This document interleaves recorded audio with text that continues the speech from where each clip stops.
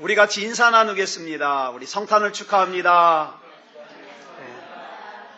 하나님께서 우리에게 주시고 싶어하는 진짜 구원의 사랑, 구원의 은혜를 저와 여러분이 다 깨닫고 느끼시기를 예수님의 이름으로 축복합니다.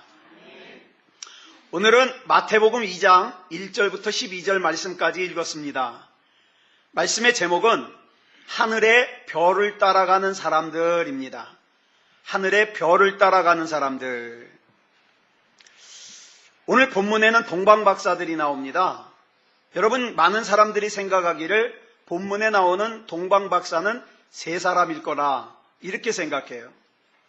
아마도 그 이유는 마태복음 2장 11절에 보면 동방박사들이 아기 예수님께 드린 선물이 세 가지가 나옵니다. 황금, 유향, 모략. 그래서 세 사람이라고 생각하는 것 같아요. 그런데 성경에는요, 이 동방박사가 몇 명인지 정확하게 나오지 않습니다. 그런데 이 동방박사들의 수가 3명보다는 훨씬 많았을 거예요. 왜 그렇게 추측하느냐? 이 동방박사들은 바사 사람입니다. 페르시아. 바사에서 왔어요. 이 바사는 지금의 이란입니다. 이란.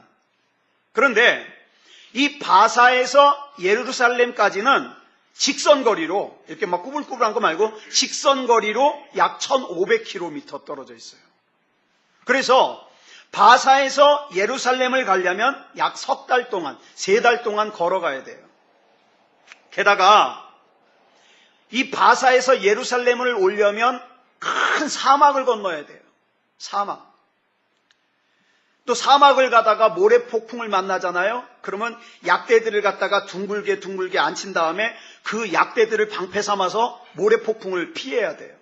그렇기 때문에 바사에서 예루살렘을 오려면 적어도 최하 40명 이상의 사람들이 팀을 꾸려야 돼요. 이 팀을 뭐라고 부르냐? 캐러밴이라고 부릅니다. 이 팀을 꾸려야 올 수 있어요. 그러므로 예수님을 방문한 동방박사들은 최소한 40명 이상이었을 것이다. 이렇게 추측할 수 있습니다. 그래서 본문 3절에 보면 뭐라 그랬어요? 이들이 예루살렘에 막 들어왔을 때 온 성이 소동했다 그랬어요. 그럴 수밖에 없죠. 40명이 넘는 사람들이 막 약대를 타고 외국 사람들이 쫙 들어오니까 소동하죠. 자, 그렇다면 오늘 우리가 여기서 궁금한 게 있어요. 이 동방박사들이 왜 예수님을 찾아왔을까? 왜? 단순히 유대의 왕이 태어난 것 축하하기 위해서요? 여러분, 앞에서 말씀드린 것처럼 이들은 멀리 동방의 박사들입니다.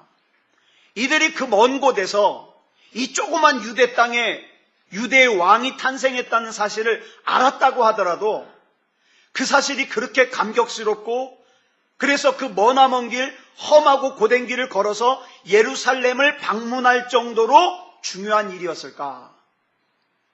그리고 여러분, 예수님은 왕족이 아니에요. 왕궁에서 태어나지 않았습니다.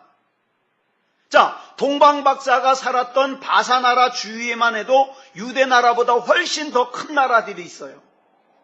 자, 그러면 이 동방박사들이 그 나라들에서 왕궁에 애가 태어나면, 왕의 아이가 태어나면 이 동방박사들이 예물 가지고 가서 경배했을까요? 그러지 않았습니다. 자, 그러면 이 동방박사들이 예루살렘에 왜 왔을까요?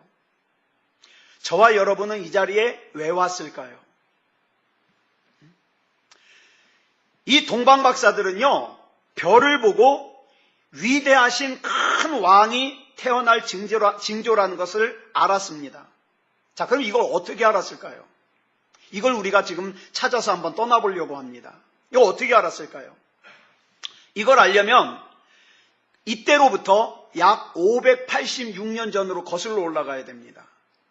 이때가 언제냐? 남유다가 바벨론이라는 나라에 멸망을 당했어요. 그리고 바벨론에서는 수많은 사람들을 포로로 끌고 갔습니다. 그 1500km를. 이렇게 포로로 끌려간 유대인 중에 누가 있느냐? 저와 여러분이 잘 아는 다니엘이 있습니다.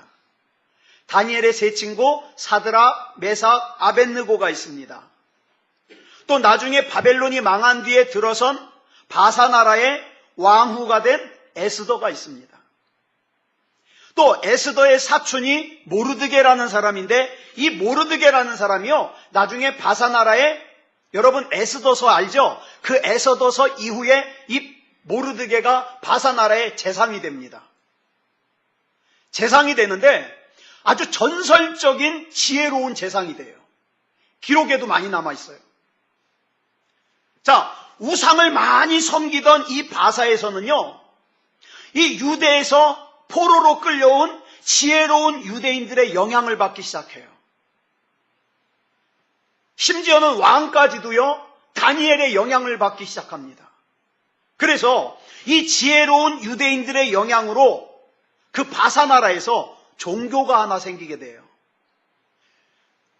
그 유대교 유대인이 하나님을 섬기는 것처럼 유일신, 오직 신은 하나님밖에 없다, 유일신 하나님을 섬기는, 여러분 들어보셨나 모르겠어요. 조로아스터교라는 종교가 생깁니다. 조로아스터교. 자, 그리고 이제 바사 나라의 첫 번째 왕이 고레스 왕이 됩니다. 이 고레스 왕은요, 70년 전에 바벨론의 느부갓네살 왕이 예루살렘을, 남유다를 멸망시키고 포로로 끌려왔던 유대인들에게 그 포로의 신분에서, 노예의 신분에서 자유를 줍니다. 너희들은 이제 자유다. 이제 너희들의 고국인 예루살렘으로 돌아가고 싶으면 돌아가도 좋다. 허락을 합니다. 그래서 이제 유대인들이요, 3차례에 걸쳐서 팀을 꾸려가지고 예루살렘으로 귀국을 합니다. 자, 그런데 여러분 다니엘서를 읽어보면 다니엘이라는 사람이 참 지혜로운 사람이죠. 그래서 이 다니엘은요, 박사 중에 박사예요. 그래서 이 다니엘에게 공부하는 사람들이요, 많이 생기게 됩니다. 별을 공부합니다. 꿈을 해몽하는 것을 공부를 합니다. 그래서 이 다니엘에게 배운 수많은 박사들이 또 후손들을 길러내가지고요, 많은 그 바사 나라의 지혜로운 사람들이요, 다니엘의 후학들이에요. 이 동방 박사들이 누구냐? 바로 그 다니엘로부터 흘러내려온 박사의 후예입니다. 자, 그런데 이 동방 박사들은 유대인이 아니에요. 이방인이에요. 그런데 자기네들에게 지혜를 가르쳐준 대선생님이신 다니엘이 가르쳐준 대로 별을 갖다가 연구하고 있는데, 그 다니엘이 가르쳐준 기록에 의하면 그 하나님 나라를 이 땅에 가져올 유일한 왕이신 아기 예수님께서 태어날 별을 발견한 거예요. 여러분, 다니엘서 뒷부분에 보면은 다니엘이 많은 걸 예언을 합니다. 그 외에 성경에 기록되지 않은 많은 예언들을 다니엘이 했어요. 자, 그런데 이것을 깨닫고 이제 이 동방 박사들이 예언된 대로 그 위대한 왕이신 예수님의 탄생을 이제 축하하기 위해서 길을 떠나게 되죠. 자, 그 길을 하나님께서 동방 박사들에게 한 별을 보여주어서 이 아기 예수님에게로 인도하셨습니다. 동방 박사들은 하나님이 보여주시는 그 별의 인도를 따라 멀고도 험한 길을 여행하죠. 아기 예수님을 만나기 위해서 모든 수고를 아끼지 않습니다. 귀한 예물을 준비했습니다. 그리고 이 동방 박사들은요, 이 아기 예수를 통하여 장차 이루어질 하나님의 나라를 미리 보았습니다. 여러분, 예수님은요, 이 땅에서 흥청망청하라고 오신 분이 아니에요. 제가 해마다 성탄절날 강조하지만 예수님은 십자가를 지시기 위해서 오셨기 때문에 우리가 그렇게 위하여 그러면서 건배만 할 일이 아니에요.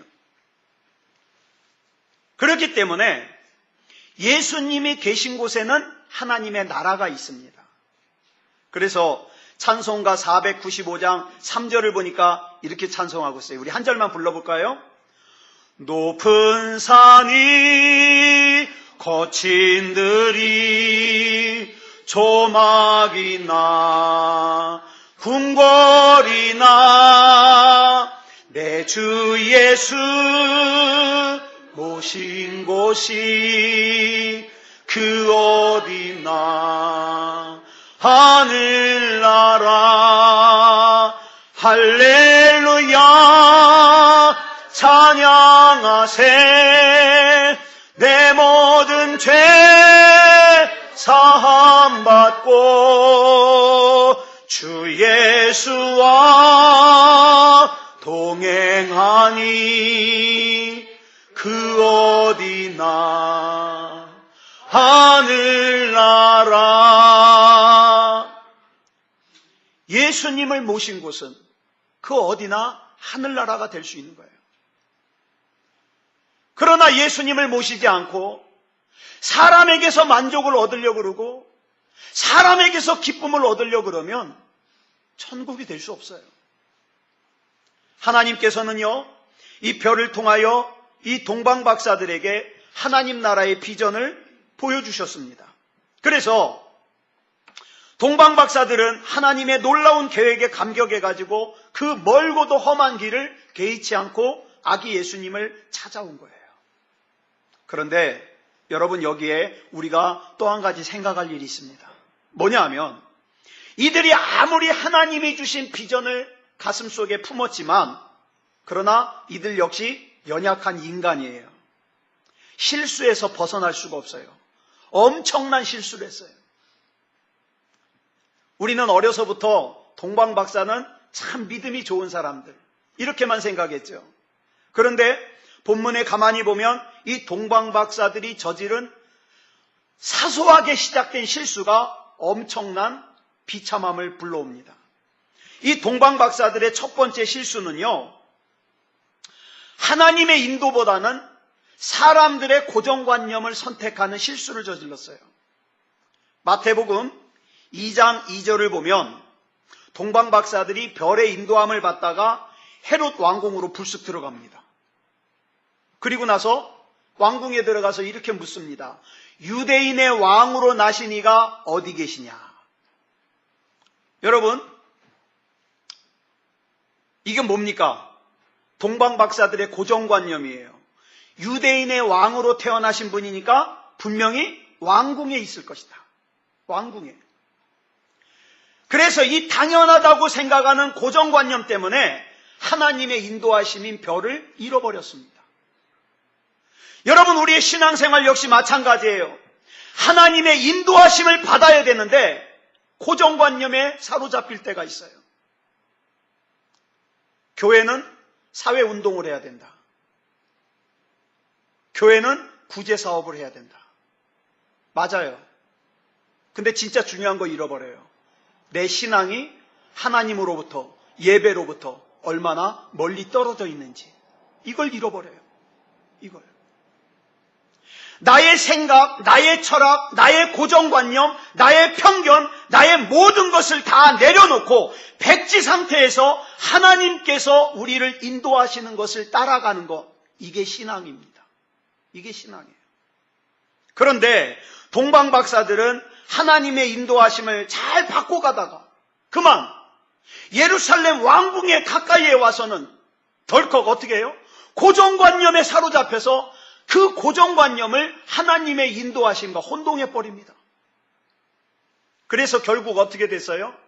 이 동방박사들이 물었던 유대인의 왕으로 나신 이가 어디 계시냐, 이 한마디 때문에 예루살렘에서 태어난 지 2살 아래로 된 아이들이요, 수만 명이 헤롯에 의해서 비참하게 죽음을 당합니다.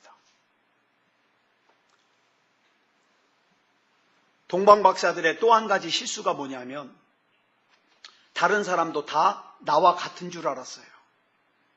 이것도 고정관념이라고 할 수 있죠. 이 세상에 인간이 얼마나 타락했으며 얼마나 험악하며 얼마나 무섭고 얼마나 어두운지를 몰랐어요. 저 사람들도 내가 찾는 유대인의 왕을 간절하게 찾는 것처럼 저 사람들도 찾을 것이다, 이렇게 생각했어요. 헤롯 왕과 예루살렘은 동방박사들의 얘기를 듣고 소동이 일어났습니다. 그리고 이 소동은 단순한 소동으로 끝난 것이 아니라 헤롯 왕이 자기의 왕권을 지키기 위해서 그 수많은 아기들을 갖다가 죽이는 그런 참혹한 일로 이어졌습니다. 사랑하는 여러분, 저와 여러분은 하나님을 믿는 사람들입니다. 예수님을 구주로 영접한 사람들입니다. 그런데 하나님의 비전을 받았다고 해서 전부 그 하나님의 비전을 이루기 위해서 애쓰는 거 아니다 이 말입니다. 하나님께서는요, 그 저와 여러분 안에 심으신 하나님의 비전이 이루어질 때까지 우리를 인도하시길 원하십니다. 필요한 것을 공급하기를 원하십니다. 우리와 함께 있기를 원하십니다. 동방박사들은요, 그 별을 본 후에 어떻게 했어요? 자기들이 계획을 세웁니다. 자기들이 준비합니다. 자기들의 방법으로 예수님을 만나러 왔습니다.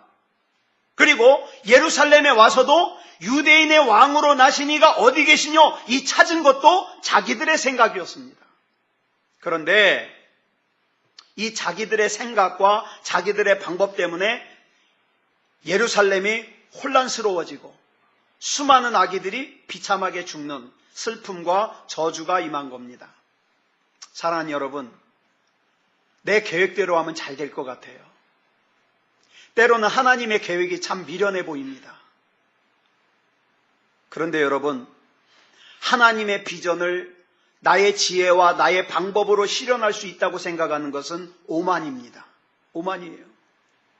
하나님의 비전은 하나님의 능력과 하나님의 인도와 하나님의 지도 아래서만 이루어질 수 있습니다. 여러분, 얼마나 많은 사람들이 행복을 꿈꾸면서 하나님 앞에서 서약하고 새 가정을 시작합니까? 그래서 그렇게 시작한 모든 가정들이 다 아름다운 가정을 이룹니까? 통계청에 조사한 바에 의하면 우리나라에서 한 달에 이혼하는 가정수가 10,000가정 정도 된답니다. 많죠? 10,000가정. 작년에 비해서 10%가 늘었답니다. 어째서? 여러분, 결혼이라는 것은 서로 사랑해서 하는 거 아니에요? 그처럼 서로 사랑해서 하나님의 은총을 받으며 시작한 그 가정들에게 그런 험악한 일들이 일어납니까? 자기의 계획대로 하면 다 되는 줄 알았어요. 자기의 방법과 자기의 노력하면 다 되는 줄 알았어요. 근데 알고 보니까 당연한 것처럼 생각했던 것도 당연한 게 아니에요. 우리 예전에는 그러잖아요. 그 결혼만 하면 아기 낳는 게 당연한 거였어요. 근데 요즘에 불임 부부가 너무 많아요. 당연한 게 아니에요. 하나님이 주시지 않으면 안 돼요. 예? 저도 처음에 애 낳았을 때, 우리 예인이 태어났을 때 병원에 가가지고 제일 먼저 본 게 뭔지 아세요? 손가락 10개 다 있는지, 발가락 10개 다 있는지 그거 세봤어요. 왜? 당연한 거지만 당연한 게 아니에요. 하나 더 있으면 어떡하겠어요? 평생 고통스러운 거죠. 하나 덜 있으면 이거 역시 정상이 아닌 거예요. 그렇죠? 또 얼마나 많은 교회들이 하나님의 은혜에 감사하면서 교회를 세웁니까? 창립 예배를 드립니다. 그래서 그렇게 세워진 교회들이 전부 하나님의 은총으로 하나님의 사랑과 복이 넘치는 교회가 되었습니까? 여러분, 1년에 교회 문을 닫는 교회 수가 약 3,000교회랍니다. 많죠? 아니, 교회 쪼개지는 건 빼고, 교회 안에서 싸워가지고 교회 쪼개지는 건 빼고 문을 닫는, 폐쇄하는 교회가 3,000교회랍니다. 어쩌다가 이렇게 되었습니까? 저도 목사지만 목회하다 보면은요, 항상 하나님만 바라보기가 어려워요. 재정 문제가 코앞에 와 있거나 어떤 어려운 문제가 코앞에 와 있으면요, 물론 기도도 하지만 뭘 찾습니까? 내 계획, 내 방법, 내 노력을 의지할 때가 있어요. 그것이 하나님의 인도하심보다 앞서면 안 된다는 겁니다. 얼마나 많은 사람들이 좋은 마음으로 하나님의 일을 시작합니까? 그래서 그 사람들이 전부 좋은 결과를 맺었습니까? 어째서 많은 사람들이 좋은 마음으로 일을 시작했는데 허망한 결과를 맺느냐? 그들은 모두 동방박사들처럼 하나님의 별을 보고 시작한 사람들이에요. 그런데 중간에 뭘로 바꿨어요? 내 계획, 내 방법, 내 노력으로 바꿨어요. 그것으로 목적을 이루려고 했습니다. 여러분, 하나님의 계획은요, 하나님의 일하심은요, 인간의 탐욕과 죄악 때문에 지금도 방해를 받습니다. 헤롯 왕의 탐욕은요, 음모를 꾸미게 만들었어요. 그래서 헤롯 왕은요, 천연덕스럽게 동방박사들을 속입니다. 마태복음 2장 7절로 8절 말씀 우리 같이 읽겠습니다. 시작. 이에 헤롯이 가만히 박사들을 불러 별이 나타난 때를 자세히 묻고 베들레헴으로 보내며 이르되 가서 아기에 대하여 자세히 알아보고 찾거든 내게 고하여 나도 가서 그에게 경배하게 하라. 자, 그런데 동방박사들이 이 헤롯 왕의 간교한 음모를 알았어요, 몰랐어요? 몰라요. 그거 알 능력이 없어요. 저와 여러분 주변에도요, 이 간교한 헤롯들이 많아요. 기도하지 않으면, 하나님의 인도하심을 받지 않으면 알 길이 없어요. 알 길이. 만일 이 동방박사들이 꿈에 하나님의 지시를 받지 못했다면, 그럼 100%죠. 이 동방박사들은 돌아가는 길에 헤롯 왕에게 가서 어디 갔더니 있더라 얘기해 줬을 거예요. 그랬다면 예수님은 또 얼마나 순환을 당하셨을까요? 여러분, 인간은요 타락했기 때문에, 지금 원죄를 지었기 때문에 하나님의 뜻보다는 뭘 우선합니까? 자기의 이익과 자기의 기득권을 우선합니다. 그래서 심지어는요, 어떤 사람은요, 뭐가 하나님의 뜻인지 알아요. 하나님께서 내가 뭘 하기를 원하시는지를 알아요. 알면서도 뭐가 우선이에요? 내 생각이 우선이에요. 내 뜻이 우선이에요. 그래서 하나님의 뜻과 하나님의 계획을 뒤로 밀쳐놓거나 아예 무시할 때가 많습니다. 이게 인간입니다. 그러므로 여러분, 여기서 우리 하나 정리하시지요. 저와 여러분은 내 스스로의 힘으로는 믿음다운 믿음을 살 수가 없습니다. 할 수가 없어요. 그래서 우리는 하나님 의지하는 거고요. 그래서 우린 기도하는 거예요. 동방박사들이요, 별을 보고서 예수님이 탄생하시는 걸 알았어요.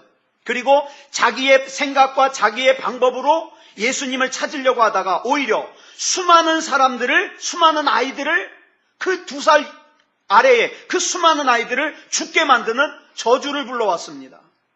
자, 보세요. 그들은 처음에 하나님의 말씀으로 인도를 받았습니다.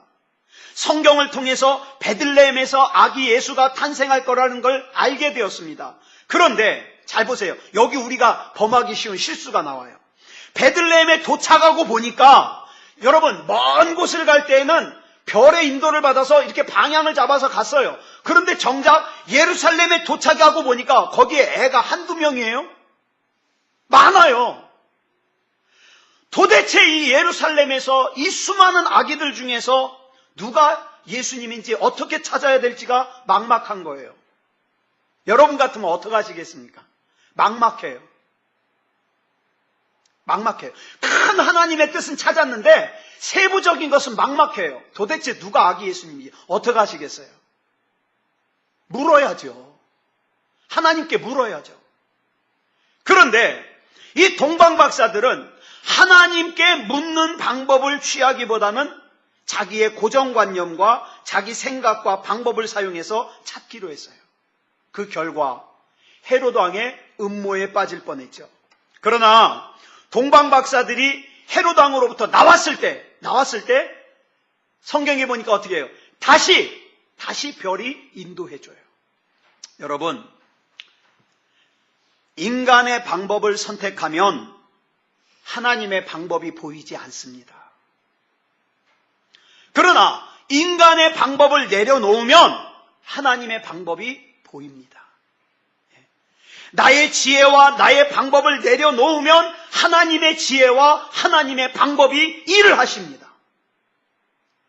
하나님께서는 더 이상 아무 방법이 없는 동방박사들에게 어떻게 했어요? 다시 별을 보여주셨어요. 그래서 그들로 하여금 예수님을 만나게 하셨습니다.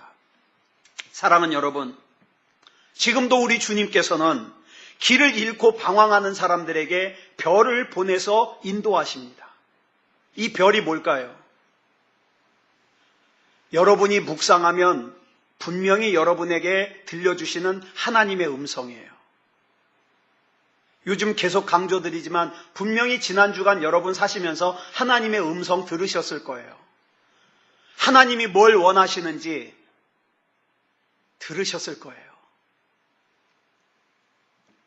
별을 보고 아기 예수님의 탄생 소식을 알고 순례의 길을 걸어가던 동방박사들이 자기의 고정관념과 자기의 생각과 자기의 지혜로 헤롯 왕에게 가서 물어보고 예수님을 만나려고 했는데 실패했어요. 그래서 방황할 때에 하나님께서 다시 별을 보내주셔서 길을 인도해 주십니다. 사랑하는 여러분, 하나님은요, 오늘도 길을 잃은 사람들에게 별을 보내주셔서 마땅히 걸어가야 할 길을 걸어갈 수 있도록 인도하십니다. 그래서 우리는 어떻게 해야 돼요? 이런 인도하심을 받기 위해서 우리는 하나님께서 자기를 찾는 자들에게 상 주시는 이심을 먼저 믿고 우리가 하나님을 찾아야 됩니다. 하나님을 찾아야 돼요. 하나님의 별은 아기 예수님이 누우신 곳까지 인도하실 뿐만 아니라 아기 예수님이 누우신 곳 위에 머물러 서서 거기에 하늘의 별을, 하늘의 빛을 비추십니다. 여러분, 하늘의 별은 예수님께 인도하는 별입니다. 하늘의 별은 예수님 위에 머무는 별입니다. 하늘의 별은 언제나 우리에게 예수님을 보여주고 예수님을 소개하고 예수님을 만나게 하는 별입니다. 세상 사람들이 아무리 답답하게 여길지라도 우리는 이 별의 인도를 하나님의 말씀을 통해서 기도를 통해서 하나님께 받아야 됩니다. 하나님께. 예수님이 계신 곳에 하나님의 별이 머물러 빛을 비추십니다. 예수님을 모시면 하늘의 별이 거기 비추는 거 볼 수 있어요. 이것이 요한이 본 비전입니다. 요한복음 1장 14절에 보면 요한이 뭐라고 고백합니까? 시작.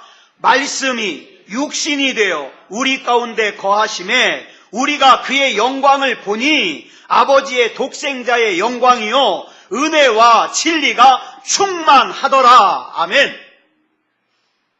예수님이 계신 곳에는 하나님의 영광이 머물러요. 하나님의 은혜가 머물러요. 하나님의 진리가 머물러요. 여러분, 예수님이 계신 마국간은요, 말이 먹이를 먹을 때 쓰는 먹이통이에요. 말구유는. 근데 그곳에 어떻게 됐어요? 별이 머무는 곳이 됐어요. 동방박사들이 예물을 드리고 경배하는 성소가 됐어요. 여러분은 안 그럴지 모르겠지만 저는 종종 그런 생각이 들어요. 내가 너무 초라하다.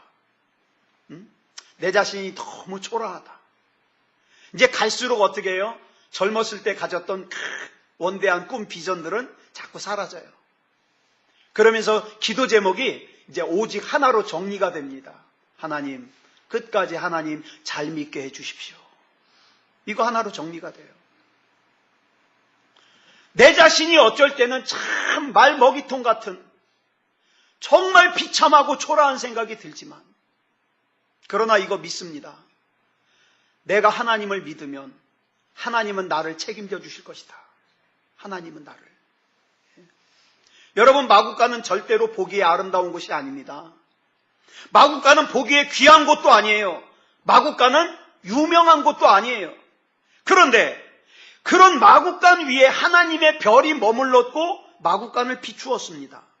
왜 하나님의 별이 마국간 위에 머물렀을까요? 예수님이 거기 계시니까.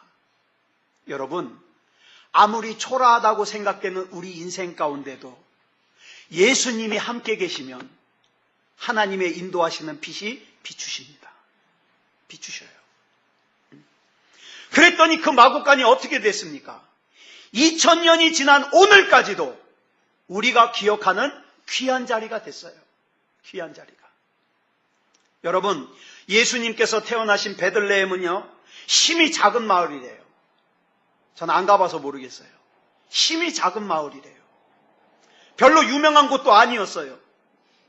그런데 그곳에서 예수님이 태어나시니까 어떻게 됐어요? 성지가 됐습니다. 거룩한 땅. 그래서 마태복음 2장 6절을 보니까 이렇게 말씀하고 있어요. 시작. 또 유대 땅 베들레헴아, 너는 유대 고을 중에서 가장 작지 아니하도다. 내게서 한 다스리는 자가 나와서 내 백성 이스라엘의 목자가 되리라 하였음이니라. 예수님께서 태어나신 베들레헴은 예수님으로 말미암아 하나님의 영광이 머무는 마을이 됐습니다. 사랑하는 여러분, 이제 내 생각을 거두어 드리십시오. 내 계획을 거두어 드리십시오. 하나님 앞에 무릎을 꿇었으면 좋겠습니다. 나에게는 하나님의 빛이 필요합니다. 나에게는 하나님의 인도하심이 필요합니다. 이 시간 나의 생각을 내려놓겠습니다. 나의 철학과 나의 고정관념과 나의 편견을 내려놓겠습니다. 나에게는 주님이 가장 소중합니다. 나에게는 주님이 가장 소중합니다. 주님만이 나의 구주이십니다. 주님만이 나의 인도하시는 빛이십니다. 헤롯 왕은요, 자기의 지혜를 다하여 음모를 꾸몄습니다. 그리고 순진하고 단순한 동방 박사들을 속일 수 있을 거라고 생각했습니다. 그런데 이 헤롯 왕이요, 중요한 거 한 가지를 놓쳤어요. 뭐냐면 지금 헤롯 왕이 찾아서 죽이려고 하는 아기 예수님을 이 땅에 보내신 분이 누구다? 하나님이시다. 또 동방 박사들이 그 아기 예수님께 가는 길을 인도하시는 분도 누구시다? 하나님이시다. 아니, 자기가 하나님을 어떻게 이겨요? 헤롯 왕이 하나님을 어떻게 이겨요? 하나님은 헤롯 왕의 음모에 휘둘리시는 분이 아닙니다. 아니에요. 그렇기 때문에 내 생각과 달라도 하나님의 인도하심을 따르면 실패하지 않습니다. 실패하지 않아요. 하나님께서는 꿈에 동방 박사들에게 헤롯 왕에게 돌아가지 말라고 지시하셨습니다. 그래서 헤롯 왕의 꿈은, 헤롯 왕의 음모는 깨트려졌습니다. 여러분, 가만히 보면 사악한 인간들은요, 얄팍한 지식 가지고 하나님을 대적하려고 합니다. 예전에 문선명도 그랬고요. 지금 신천지의 이만희도 그렇고요. 예. 그런데요, 하나님은 거기에 휘둘리시는 분이 아니에요. 그러면 이런 이단들이 지금 왜 생길까요? 분명히 말씀드렸죠. 지금은 우리는 마지막 때를 살고 있습니다. 하나님께서는요, 알곡과 가라지를 추리고 계십니다. 그래서요, 가라지인 사람들이, 교회만 다녔던 사람들은 지금 교회 다 떠나가고 있어요. 네. 하나님의 말씀에 기반을 두지 않았던 사람들은 어떻게 돼요? 다 이단으로 끌려가고 있어요. 알곡과 가라지가 추려지고 있는 거예요. 네. 여러분, 하나님의 생각은 우리 생각보다 높습니다. 네. 그러므로 우리가 해야 될 일이 뭘까요? 끝까지 하나님을 신뢰하는 거예요. 하나님, 내가 하나님의 사람이면 하나님은 나를 책임져 주실 줄 믿습니다. 예, 책임져 주실 줄 믿습니다. 그래서 역대하 20장 20절을 보면 이렇게 말씀하고 있어요. 같이 읽겠습니다. 시작. 너희는 너희 하나님 여호와를 신뢰하라. 그리하면 견고히 서리라. 그의 선지자들을 신뢰하라. 그리하면 형통하리라. 아멘. 여러분, 어떤 사람이 신앙에 견고히 설 수 있습니까? 여호와를 신뢰하는 사람. 여호와를 신뢰하지 않으면요, 끊임없이 자기의 생각과 자기의 계획을 찾습니다. 너무 견고하게 설 수가 없어요. 어떤 사람이 형통한다고요? 선지자들을 신뢰하라. 여러분, 여기 있는 이창원 목사가요, 비록 뛰어난 목사는 아니지만 거짓 증거하지 아니하고 하나님 말씀을 증거하면 여러분 신뢰해야 됩니다. 왜요? 거기 형통의 길이 있기 때문에. 예. 목회자를 신뢰하지 못하면 어떻게 됩니까? 그 목회자를 통하여 증거되는 말씀도 신뢰 못해요. 그러면 거기에 어떻습니까? 믿음을 가질 수가 없어요. 믿음을. 사랑하는 여러분, 말씀을 정리하겠습니다. 우리는 하나님께서 보내신 별의 도움으로 여기까지 왔습니다. 때로는 그 인도하심이 너무 막연하다고 생각될 때도 있어요. 때로는 내 생각보다 지혜롭지 못하다고 생각할 때도 있어요. 그러나 그럴지라도 하나님으로부터 눈을 돌리지 마시기 바랍니다. 내가 이해를 하든 못하든, 내가 납득을 하든 못하든 하나님의 인도하심은 진리입니다. 진리입니다. 또한 이제 우리 역시 우리가 그냥 하나님이 인도하시는 별을 보고 인도받는 것으로만 끝나는 게 아니라 우리가 어떻게 해요? 또 다른 동방박사들을 예수님께 인도하는 별이 되자고요. 괜히 가가지고 헛소리 하지 말고요. 예? 헛소리 하지 뭐 사회가 어떻고 노동이 어떻고 법이 어떻고 대통령이 어떻고 뭐 빨갱이가 어떻고 이런 거 얘기하지 말고요. 이런 거 여러분이 얘기 안 해도 돼요. 우리가 지금 할 건 뭡니까? 예수님은 구주이십니다. 예수님은 구주이십니다. 예수님만이 당신의 인생을 책임져 주실 수 있습니다. 예? 또 다른 별이 되자고요. 또 다른 별. 그래서 우리가 예수님의 소식을 전할 뿐 아니라 그들을 예수님께서 계신 곳으로 인도해야 됩니다. 이게 저와 여러분이 앞으로 감당해야 될 사명이에요. 자, 우리 반주 준비해 주시고요. 그래서 우리가 이 시간에 이제 동방박사가 되고 싶어요. 2000년 전에 아기 예수님을 경배하러 갔던 동방박사가 우리가 돼보자고요. 그리고 어떻게 해요? 귀중한 보배합을 주님 앞에 드리고 내 몸과 마음을 다 하나님께 드리면서 경배하는 우리 동방박사가 돼보자고요. 자, 우리 같이 그 마음으로 우리 찬송 부르고 합심으로 기도하겠습니다.